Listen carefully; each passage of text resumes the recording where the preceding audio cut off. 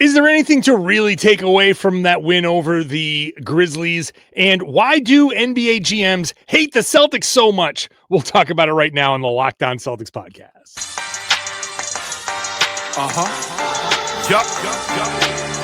Beantown, be ever ready.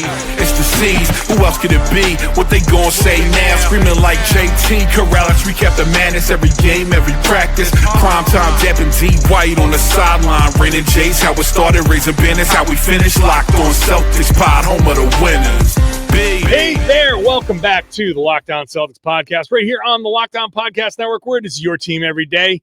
Your team is the Boston Celtics, and we talk about them here Monday through Friday. Bonus podcast when they play like on Friday night against the Raptors. Yeah, I'll give you a bonus podcast. So 6 free podcasts for you this week. You can subscribe wherever you get your podcast. Watch the show on YouTube. Get into the comment section. Join the Everydayers. Become an Everydayer and be with me every time I drop a new show. I'm John Karalis, beat writer for Boston Sports Journal. I've been doing a version of this job covering the Celtics for about 20 years now. I've also written a couple of books about the team. Today's show is brought to you by FanDuel. Right now, new customers can bet $5. And if your bet wins, you get $300 in bonus bets to use across the app.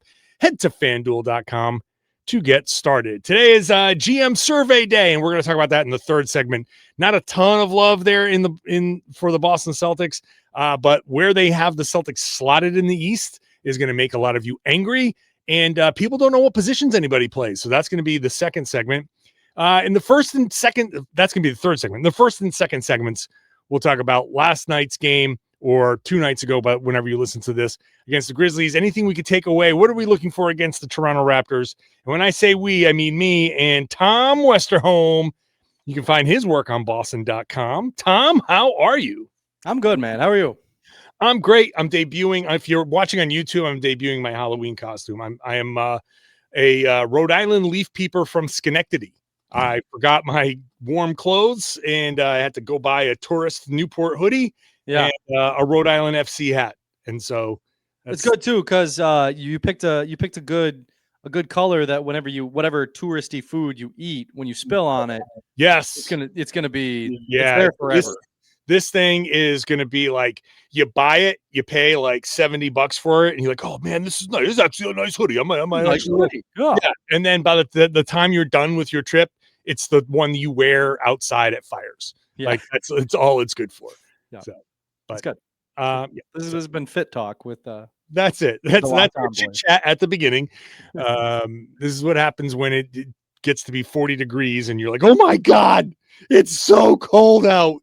Yeah. All right, so let's start off with everybody, timestamp 3:05. We start talking about basketball.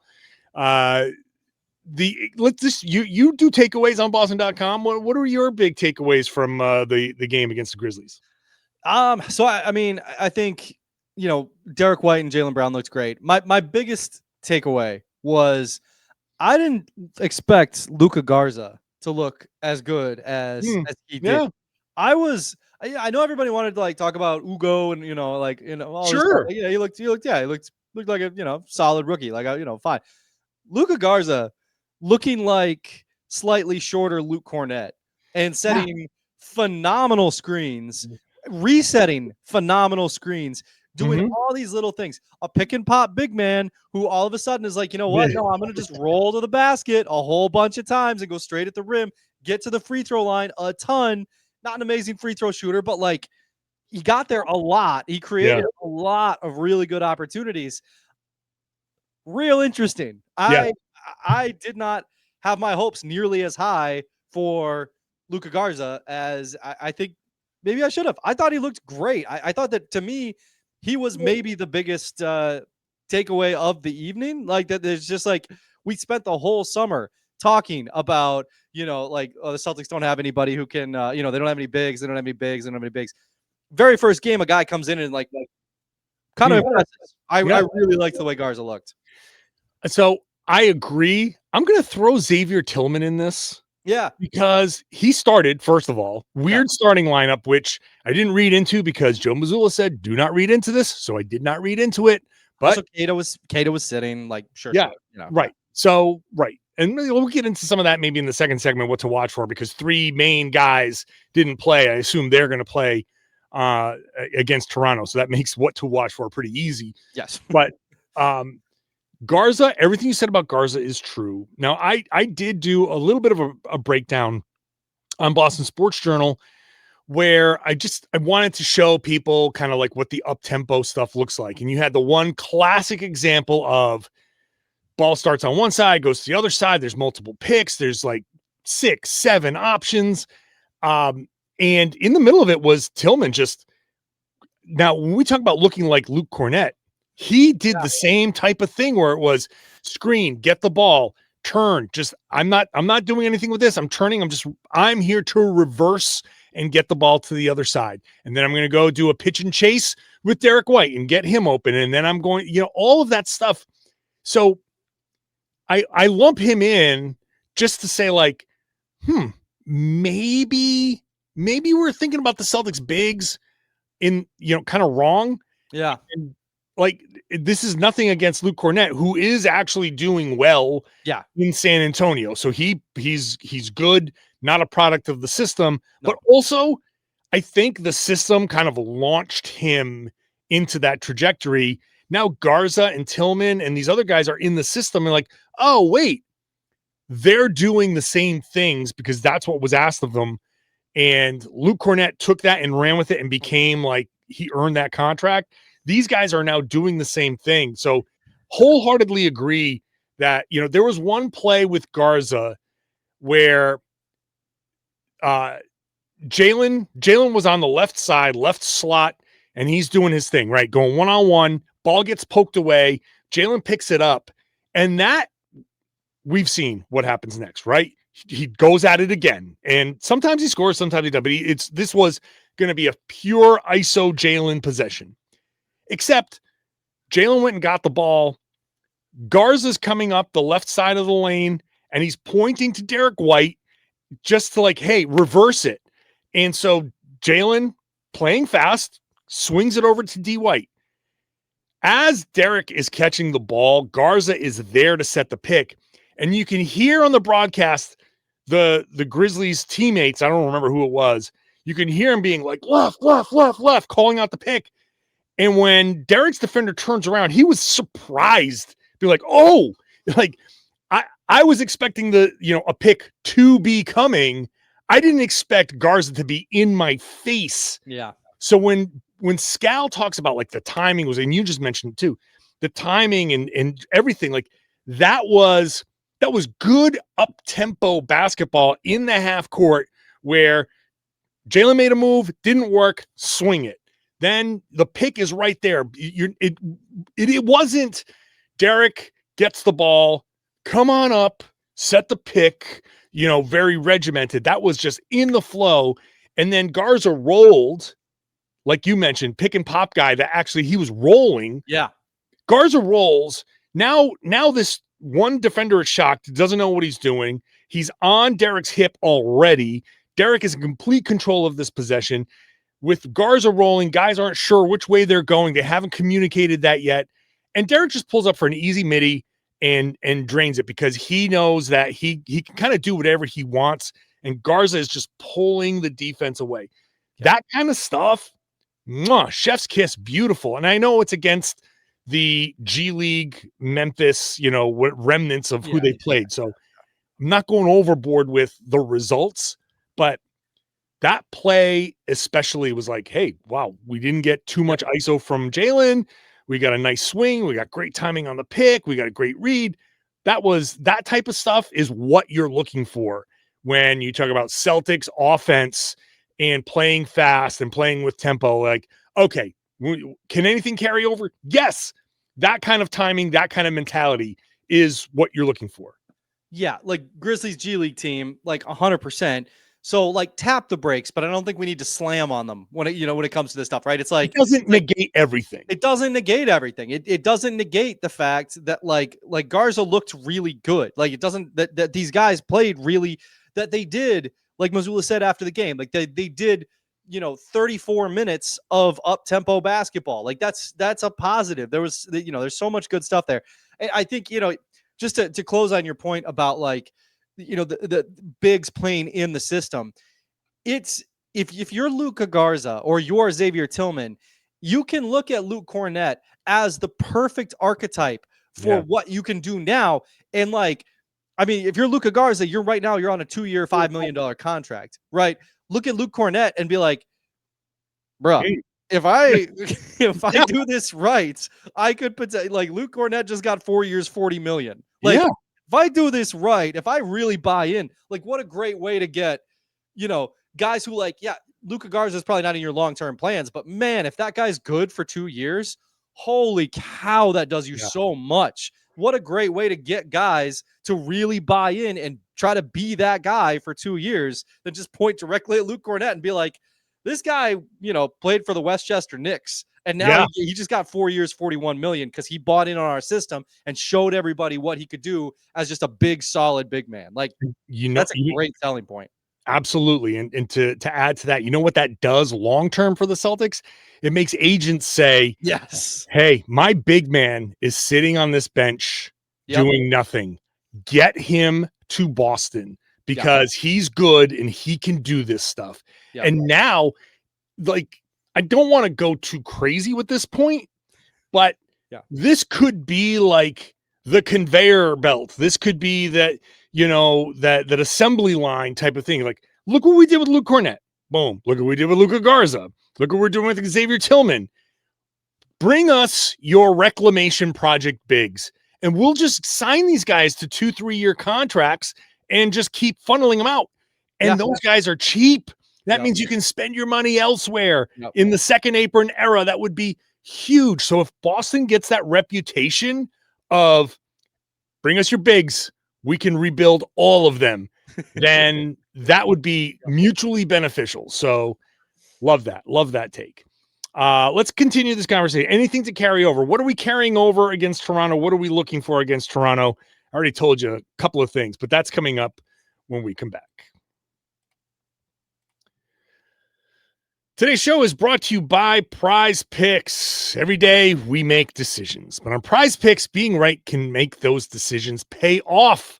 Don't miss the excitement of this football season with Prize Picks, where it's good to be right. Playing Prize Picks is a lot of fun. It's a simple way to add more excitement to football. You just pick more or less on player projections, like Josh Allen's passing yards, Drake May's passing yards, Saquon Barkley touchdowns. You're in the game. So if you want to select, you can do their stacks. They have this cool new thing called stacks. If you want to ride with a player, you can select passing yards, rushing yards, touchdowns. It's all in one lineup. It's also fun to follow other players in the app and copy their lineups with one click if you'd like to do that. So, and don't worry about if somebody gets hurt. They have an injury reboot feature. If your player leaves early and doesn't come back, it doesn't count against you. So go ahead and download the Prize Picks app today. Use the code LOCKEDONNBA to get $50 in lineups after you play your first $5 lineup. That's code LOCKEDONNBA. You get $50 in lineups after your first $5 lineup. Prize Picks. It's good to be right. Thank you for making Locked On Celtics your first listen every day. Go check out Locked On Fantasy Basketball. Your draft is coming up. Josh Lloyd is going to have you covered. You better be listening to him. When you're done with this show, listen to Locked On Fantasy Basketball. Go dominate your league with Josh Lloyd's information. Follow him anywhere you get this podcast, however you're listening. If you're watching, it's also on YouTube. So we're looking at I really don't think there's much more to say about the Grizzlies game. I am impressed, like I said yesterday, with Josh Minot. I want to see how that carries over. I was watching, in my rewatch. I like rewatch and then go back. I'm like, let me just look at Minot's possessions. I'm like, he navigates screens well. Not quite at Drew Holiday level, but he navigated the screens well. Switched well, was boxing out even when the rebounds weren't coming his way because rebounding was a problem, but he was there boxing out. Joe Mazzulla said that it's not he doesn't want to like focus on that. That storyline. Let's squash that storyline. We don't need to talk about that one. It's just it's always important. Yeah, it's always important. Who cares if you only got 66% of your defensive rebounds? Let's squash that storyline. It's always important.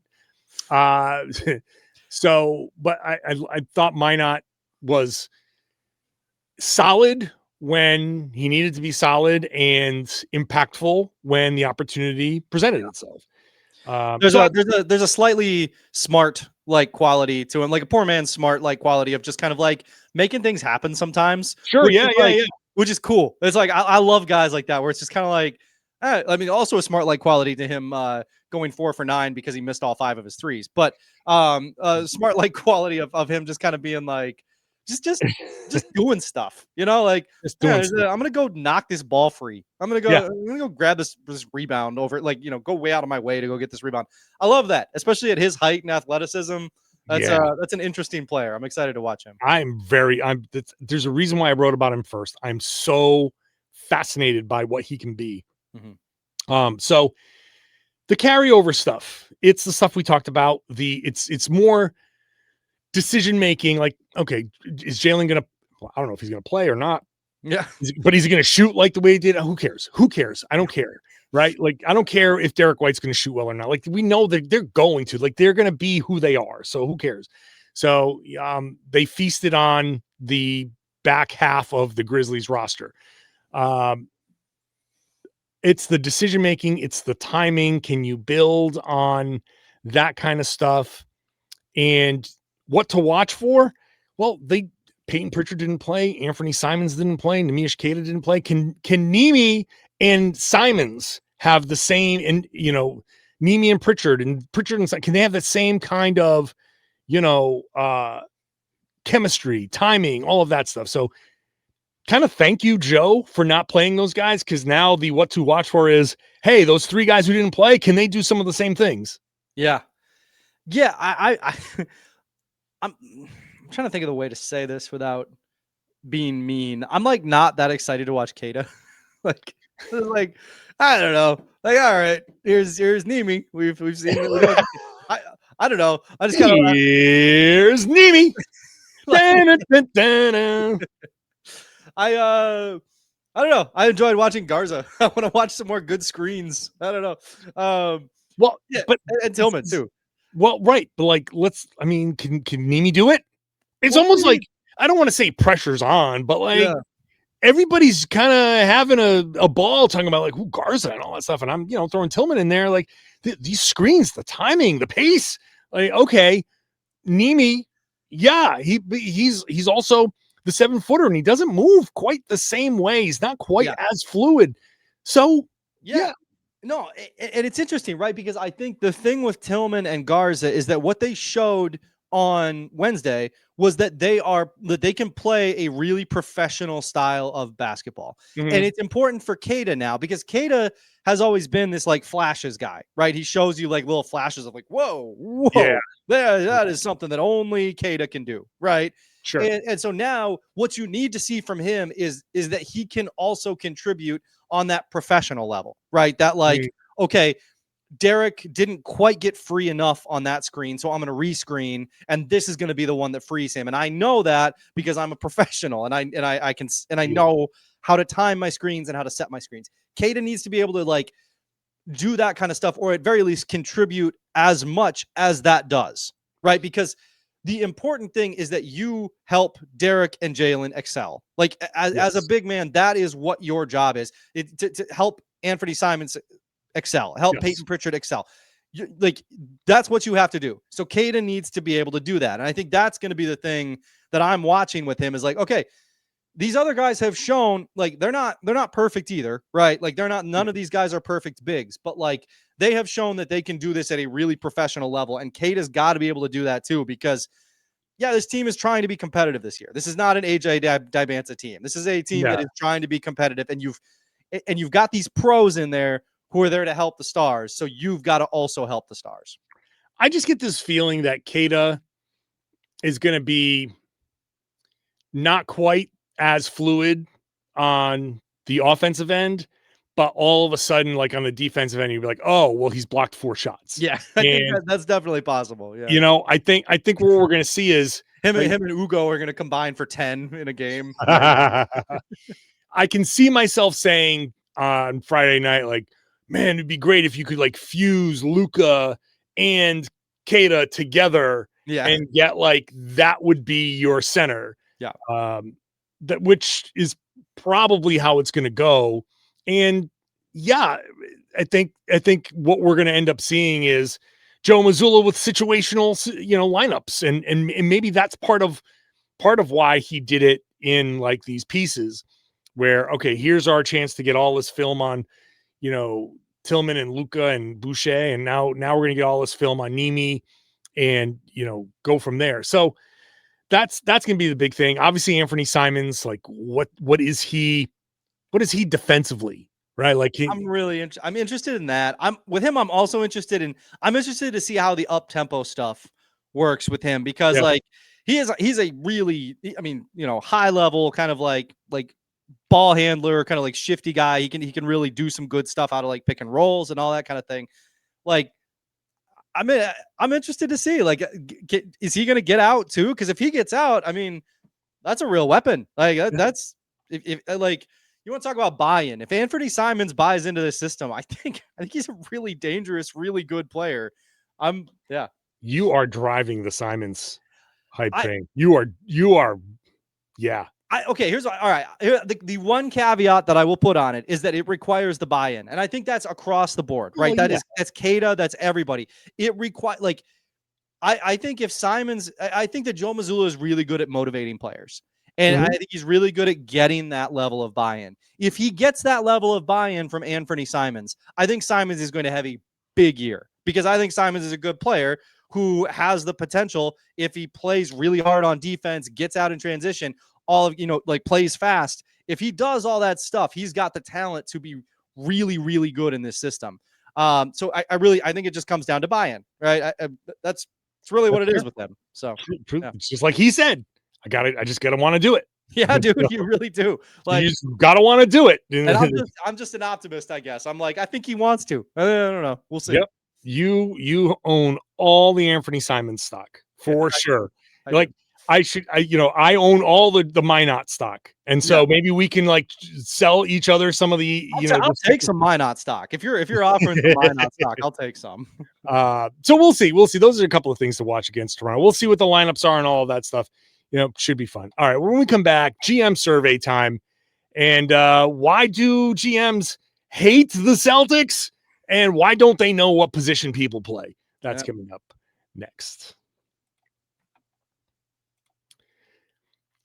Today's show is brought to you by FanDuel. FanDuel's got a great offer, maybe the best offer we've seen from FanDuel here. If you are a new customer, you bet $5, you get $300 in bonus bets if you win. So it's very simple. Pick a bet, put down $5, make it a good one, make it the easiest possible one you can think of. If it hits, you'll unlock $300 in bonus bets to use across the app, like maybe picking the Toronto Blue Jays to beat the New York Yankees in the division series. That would have gotten you $300 in bonus bets. So once you do that, once you get that, you can turn around and build parlays, try player props. You can even follow live lines during games. It's always fun to kind of follow the live line and see like, oh, the Celtics are up 10. Well, what's the live line say? It went from Celtics as 3.5 point favorites to 6.5 point favorites. And maybe you want to bet on that, or maybe you want to wait. So you can do whatever you want there on FanDuel, whether you're a casual fan or if you love diving into stats. FanDuel makes the game day experience so much better. When you sign up at FanDuel.com, they'll give you the option to set your budget, set your limit, take that option, opt in, set your budget so you can gamble responsibly and only bet what you can afford to lose. This way, if you hit a cold streak, you're still okay. So go to FanDuel.com, download the FanDuel app today, and get started. Today's show is also brought to you by Quo. You used to know Quo as Open Phone, and it's one of the tools that helps you make a huge difference for business owners. Now, it's the same great business phone system that you've heard me talk about before. It's just got the new name, but it matters because every missed call is money left on the table. If you've got a small business, you know that every customer conversation counts. You need a phone system that keeps you connected 24/7. Quo is the #1 business phone system. It streamlines customer communications. It works right through an app on your phone or on your computer, so you don't have to carry around 2 phones. You don't have to rely on a landline. Quo, again, formerly known as Open Phone, lets your whole team share one number and collaborate on calls and texts like a shared inbox so no customer gets left hanging. There's a built-in AI agent that can answer after-hours calls for you. That's a game changer. Captures leads, keeps the business moving. Even when you are off the clock, you can rest easy knowing that Quo has you covered. See why over 90,000 businesses trust Quo, formerly Open Phone. Get started for free and get 20% off your first 6 months at quo.com/LockedOnNBA. That's QUO.com/LockedOnNBA. If you got existing numbers with another service, Quo will port them over at no extra charge. Quo, no missed calls, no missed customers. Thank you for making Locked On Celtics your first listen every day. Go check out Locked On NBA Game Night. There's a bunch of preseason games going on. You can go check out all of those recaps in depth at Locked On NBA Game Night. And then, of course, Locked On NBA has you covered with the big stories in the NBA, like LeBron James missing a few weeks with sciatica. That's a very old man thing to be missing time for. I don't know, Tom, you're not old enough with sciatica stuff, are you? That's not. I mean, I don't know. I'm a lot actually significantly younger than LeBron. No, I don't have sciatica. No, yeah, that's an old man thing. That's like if you're missing time because of sciatica, like it happens to a lot of people, but like that's that's a you're 40, buddy. What are you doing? Still trying this stuff? Ugo is not missing. Ugo Gonzalez is not worried about sciatica. He's worried about like God. Considering the size of his hands, he's worried about like that was one of the I don't post much anymore, but that one even elicited a post from me. I was like, that is insane. Are you kidding me? Are you? I mean, listen, you covered Taco. You shook that man's hand. I did. How could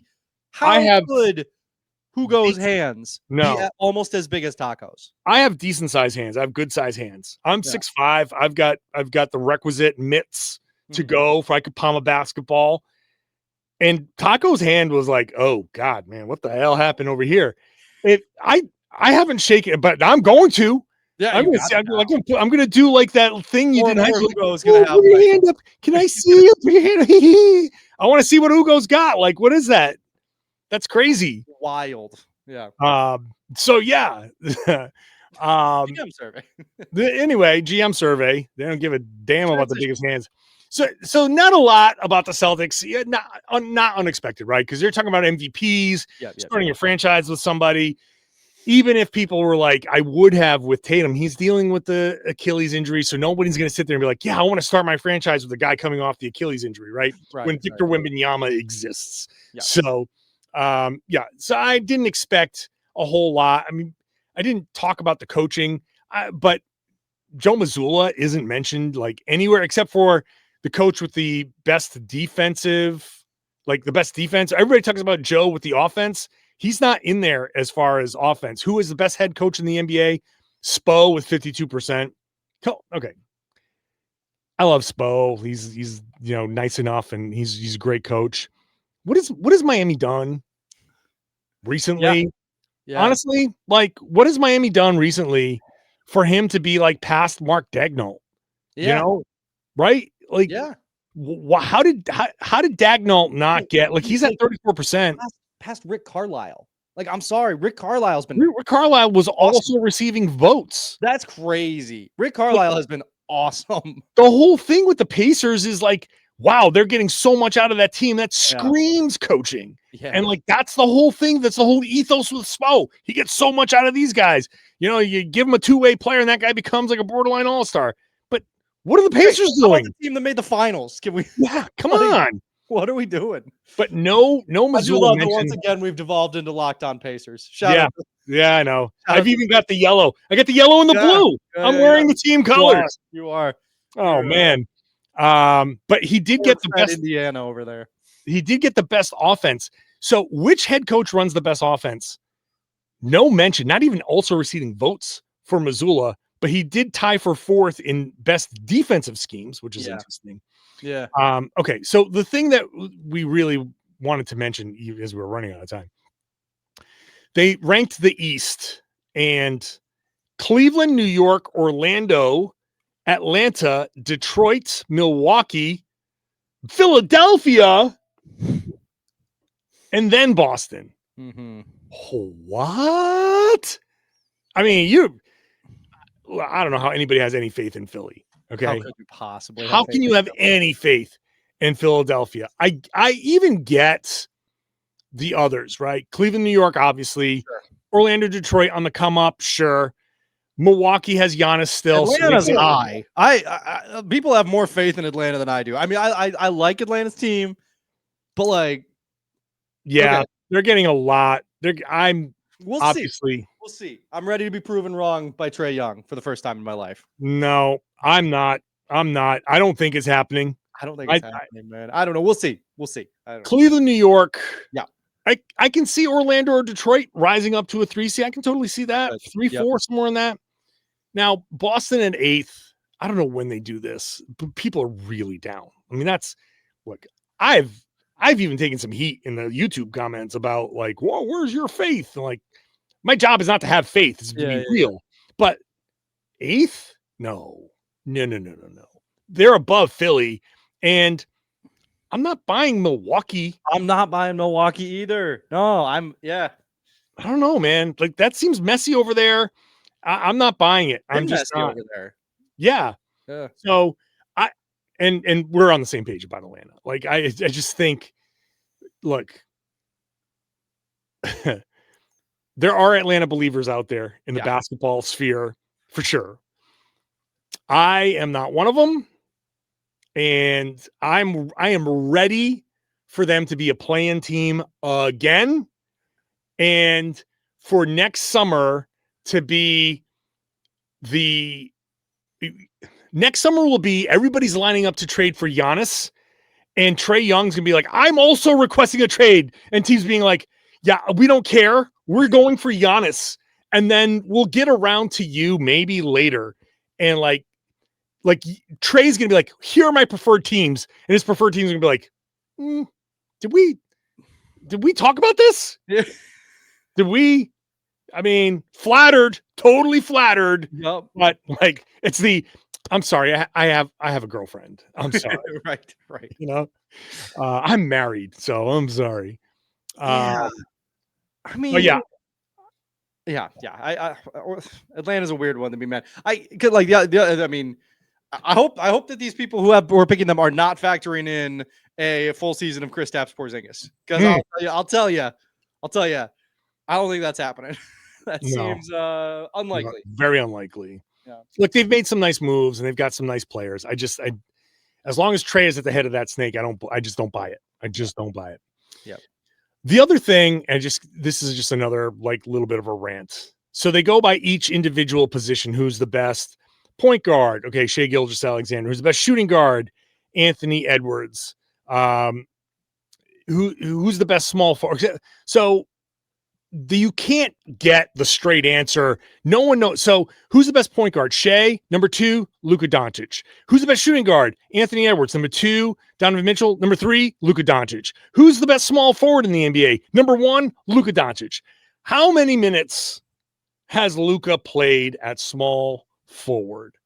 Like ever. I mean, I wish I had time to look it up. I'll tell you who looked it up. We know who looked it up. Dan Greenberg looked it up. Stool Greeny, and like last year, it was like 12% of the time when he joined the Lakers. It was like 6% of the time when he was in Dallas, and then it was like 3 or 4 straight years of 0% at small forward.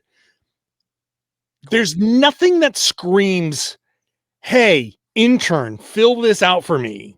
Quite like, oh yeah, Luka Doncic is a small forward, man. He's like, come on.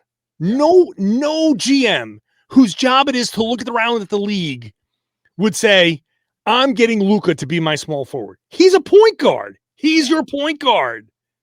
Even if he was a small forward, he's not better than Tatum. Sorry, but also there's that too. There's also that. Yeah. But like Tatum was second at 20%. I consider that basically Tatum is the best small forward in the NBA. Yeah. Like that's where we are with this. So congratulations, Jayson Tatum. 40% of the vote is invalid. That's it. Last year he got it at 47%. And Jaylen Brown got a vote. Like, okay. Like Jaylen, okay, whatever. At least Jaylen, no, I get it. I get it because they were starting Derek and Drew. Yeah, so I'm Jaylen, fine no, that's fine. That is fine. That is fine. That is fine. GM survey is always fun because people make it like, oh my God, like, oh, there's all these GMs. This is what they think. And like, I promise you they don't. They know more about basketball than we do. I promise you they don't think this dumb thing. Yes. Yeah. Of the 30 GMs, how many actually fill this thing out? 3, 4? What's the over-under? 4.5? There's no way Brad fills this out. Do they? Yeah. You think they get this? Like, no disrespect intended because I love the idea. But I don't think John Schumann is sending this out around to these GMs and people are like, well, I got to respond to John Schumann because they know, like it's like me saying it, like no one would give a damn if I sent them this survey. They'd be like, yeah, here you go, whatever. Like, no. Yeah. So I don't know. Maybe I'm low. 4, maybe 2.5. I don't know how many GMs actually fill this thing out. Yeah. I gotta ask around. Gonna ask around some. That's the investigative story we need. That's the journalism we need to know. How many of you guys actually fill this out? They'd be like, "What? Oh yeah, no." You play rock paper scissors and the loser fills it out. All right, okay. So basketball again Friday night, Toronto. It'll be fun. Yeah. Tom, we're back at it, man. Feels good. Talking hoops, talking hoops. Love it. All right, Tom, thank you. Appreciate you, man. I always appreciate Tom Westerholm, everybody. Again, find his work at boston.com, post-game takeaways there. And I appreciate you listening, watching, being here with me, being an everydayer, Monday through Friday, Monday through Saturday this time around. I will do a post-game podcast after the Raptors game to whatever. We'll see what comes out of that. It's fun. It'll be fun. So happy to talk basketball again. Make sure you're subscribed wherever you get your podcasts. If you're new, welcome aboard. Watch the show on YouTube. Get into the comments section. Share your thoughts with me, with everybody else, and then share the podcast. Tell everybody they should be listening to and watching the Locked On Celtics podcast. Here on the Locked On Podcast Network, it's your team every day.